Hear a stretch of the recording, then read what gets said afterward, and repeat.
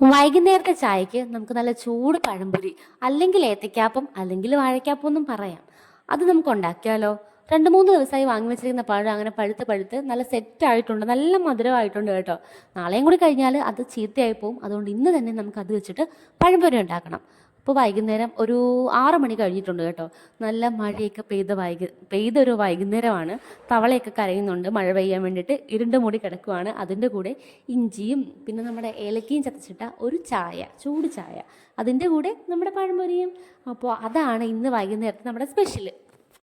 ഈ കടയിൽ നിന്ന് വാങ്ങി കഴിക്കുന്നതിനേക്കാളും എനിക്കിഷ്ടം വീട്ടിൽ നിന്ന് കഴിക്കാനാണ് കേട്ടോ. കാരണം നമ്മൾ ഫ്രഷ് ആയിട്ടുള്ള എണ്ണ വെച്ചിട്ടാണല്ലോ ഉണ്ടാക്കുന്നത്. അതുകൊണ്ട് തന്നെ ഭയങ്കര ടേസ്റ്റുമാണ് കഴിക്കാനായിട്ട്. ഈ കടയിൽ നിന്നൊക്കെ വാങ്ങി കഴിയുമ്പോൾ ഒന്നെങ്കിലും നല്ല സോഫ്റ്റ് ആയിരിക്കും, അല്ലെങ്കിൽ ടേസ്റ്റ് ആണോ എന്ന് വെച്ചാണ് നമ്മൾ മിക്കപ്പോഴും കടയിൽ നിന്ന് കഴിക്കാറുള്ളതാണല്ലോ. പക്ഷേ വീട്ടിലുണ്ടാക്കുന്ന ഒരു ടേസ്റ്റ് കിട്ടാറില്ല. ഈ പഴം നല്ലതുപോലെ പഴുത്തിട്ടുണ്ടായിരുന്നു കേട്ടോ. അതുകൊണ്ട് തന്നെ നല്ല അപാര ടേസ്റ്റ് ആയിരുന്നു. എനിക്ക് ഒരുപാട് ഇഷ്ടപ്പെട്ടു. തക്കു കഴിച്ച് മത്തടിച്ചിരിക്കുന്ന ഒരു അവസ്ഥയിലെത്തിയിട്ടുണ്ട്. അതുപോലെ തക്കു കഴിച്ചിട്ടുണ്ടായിരുന്നു. നല്ല ടേസ്റ്റ് ആയിരുന്നു. അപ്പോൾ നമ്മുടെ ചായ അവിടെ റെഡിയാവുന്നുണ്ട്.